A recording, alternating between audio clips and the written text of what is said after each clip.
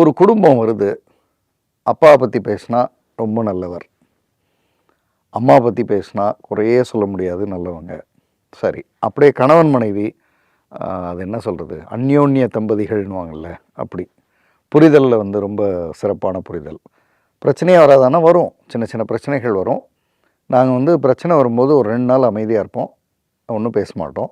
3வது நாள் திரும்ப உட்காருவோம். ஏன் தப்பு அப்படின்னு நான் பேசுவேன், அவர் தப்புன்னு அவர் பேசுவார்.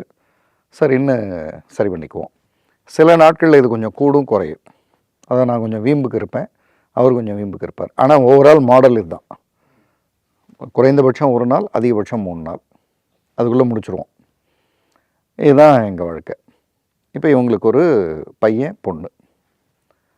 ஆச்சரியத்துலேயும் ஆச்சரியம், ரொம்ப நல்ல பையன், ரொம்ப நல்ல பொண்ணு.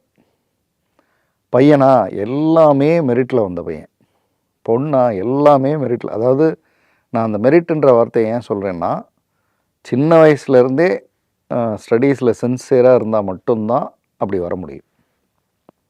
அவர் 10th முடித்ததும் நல்ல ஸ்கூல், 12th முடித்ததும் நல்ல காலேஜு, காலேஜ் முடித்ததும் உடனே வேலை, வேலையிலையும் அந்த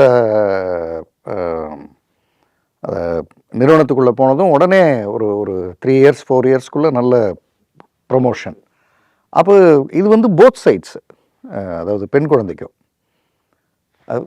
ஃபுல்ஃபில்டு ஃபேமிலி. இப்போ அவங்க பேசும்போது சொன்னது, அதாவது ஃபேமிலினா இப்படி இருக்கணும்னு சொல்லுவாங்கள்ல சார், அப்படி தான் நாங்கள். ஆனால் நாங்கள் இதை வெளியில் சொல்கிறதில்ல.